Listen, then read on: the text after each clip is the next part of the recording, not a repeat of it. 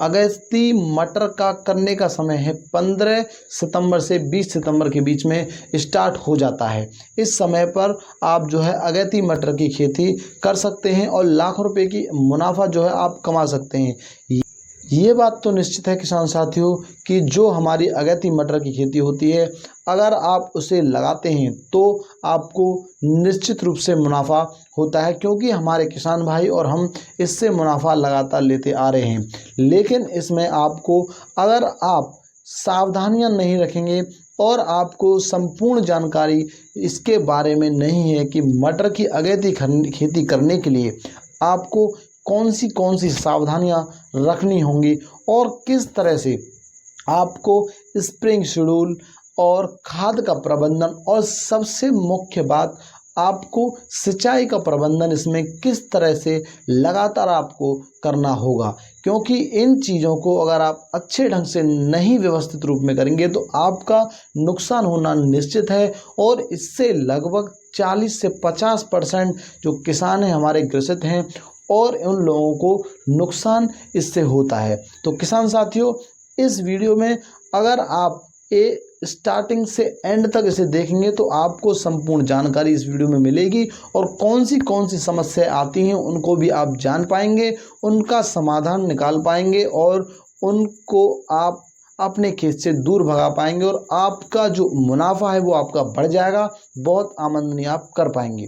तो इसलिए वीडियो को अंत तक जरूर देखें और हमारे चैनल को सब्सक्राइब कर लें, क्योंकि हमारे चैनल पर जो हमारे किसान भाई हैं उन सभी की जानकारियों से ये वीडियो बनाई जाती हैं और हमारे खुद के एक्सपीरियंस से ये वीडियो बनाई जाती हैं। तो इसलिए हमारे चैनल को सब्सक्राइब करके वीडियो को एक लाइक ज़रूर दे दें।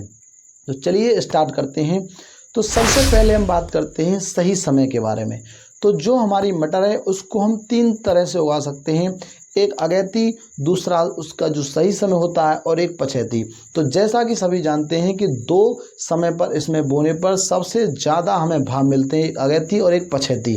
और जब बीच में हम इसे बोते हैं, मतलब जो सही समय होता है, उस पर इसका उत्पादन बहुत ज़्यादा होता है इन दोनों के कंपैरिजन में। लेकिन इन दोनों पर इसके भाव 100 रुपये 150 रुपये प्रति किलो तक आसानी से पहुंच जाते हैं, या तो आप अगेती करें या आप पछेती करें। तो अगेती करने का समय है 15 से 20 सितंबर और सही समय है इसका 20 अक्टूबर के आसपास।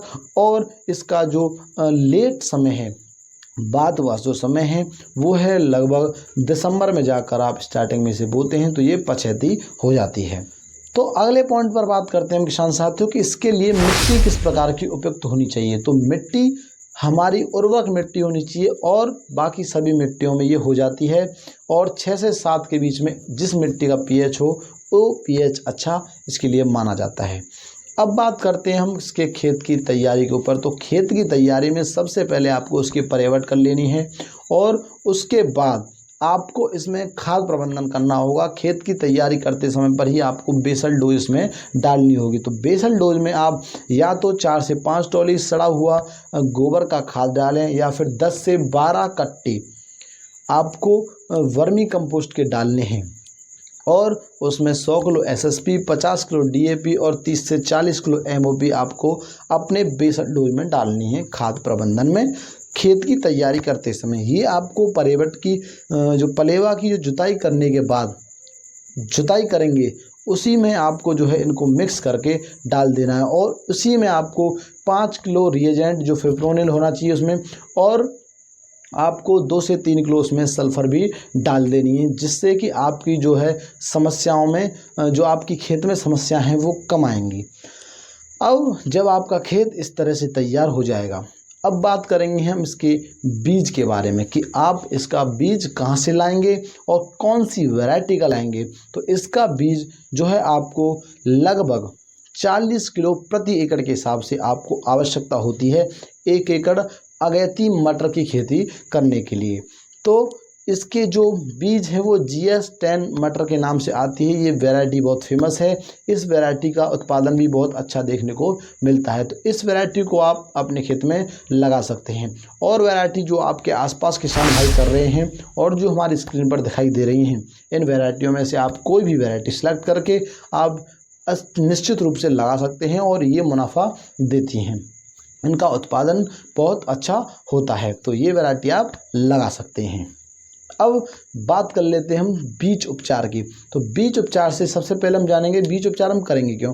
तो बीज उपचार से हमारी जो फंगीसाइड, जो फंगस की बीमारियां होती हैं वो आपकी नहीं आएंगी। या तो जो आपकी जो कार्बेंडिज्म से उपचार करें, या फिर साफ नाम से आता है कंपनी का, उसमें आप जो है उपचार करें, या फिर थायरम से इसका उपचार आप कर सकते हैं। 2 से 3 ग्राम प्रति किलो के हिसाब से आपको उसका उपचार कर लेना है। उस पर मिक्स करके थोड़े पानी के छींटे लगाकर उसे 40 से 45 मिनट तक, या फिर उसका घोल बनाकर उन्हें उसमें डुबाकर 40 से 45 मिनट तक आप उसे रख कर मटर को, उसके बाद साथ के साथ आपको अपने खेत में बो देना है। क्योंकि अगर आप साथ के साथ नहीं बोएंगे तो आपके सीड खराब होने की संभावना बन जाती है। तो इसलिए उसे साथ के साथ बो दें। अब अगला पॉइंट आता है कि बुवाई की विधि क्या होनी चाहिए। तो बुवाई की विधि के लिए आपको सीड ड्रिल मेथड का इस्तेमाल करना होगा। जो ड्रिल होती है, वो मशीन होती है, उससे आपको बोना होगा। उसके लिए आपको क्या है, 4 से 5 सेंटीमीटर गहराई होनी चाहिए, और जो लाइन से लाइन की दूरी है वो आपको 20 से 25 सेंटीमीटर रखनी है। और एक बीज से या एक प्लांट से दूसरे प्लांट की दूरी आपको लगभग 4 से 6 सेंटीमीटर आपको रखनी होगी। तो इस तरह से आप किसान साथियों अपनी बुवाई कर सकते हैं। दूसरा मेथड भी है इसमें, ब्रॉडकास्टिंग छटकन विधि। इस विधि से अगर आप इसे बोते हैं तो आपको बीज उतना ही आवश्यक होगा, लेकिन इसे आप हाथ से ब्रॉडकास्ट छिटकन करके उसे बोएं, और उसके बाद ऊपर उसके हल्का हल्का कल्टीवेटर चलवा के और उस पर हल्का बिल्कुल पाटा लगवा दें, या फिर कल्टीवेटर से ही बांध दें, जिससे कि उसके ऊपर मिट्टी लग जाए और वो अच्छे ढंग से आपकी बुवाई आपकी हो जाए।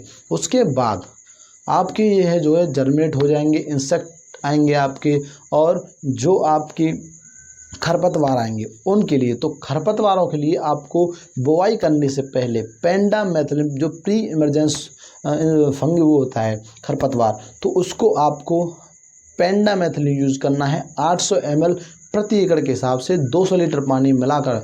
जब आपका खेत तैयार हो जाए, पलेवा करके और जुताई वुताई करके बुवाई के लिए बिल्कुल तैयार हो, आप उसे स्प्रे कर दें, जिससे कि आपके 30 से 35 दिनों तक आपकी जो है खरपतवार की समस्या आपके खेत में नहीं आएगी और आप इससे छुटकारा पा लेंगे। और उसके बाद अगर खरपतवार आते हैं तो आप उसकी निराई और गुड़ाई आपको बहुत कम करवानी है, निराई आपको लगातार उस समय पर करवानी होगी, जिससे कि वो खरपतवार नियंत्रित रहें। अब इंसेक्ट की स्प्रे हम जो बताएंगे आपको बाद में बताएंगे, लेकिन उससे पहले हम सिंचाई के प्रबंधनों के बारे में बात करते हैं, क्योंकि सिंचाई प्रबंधन बहुत इसमें आवश्यक होता है।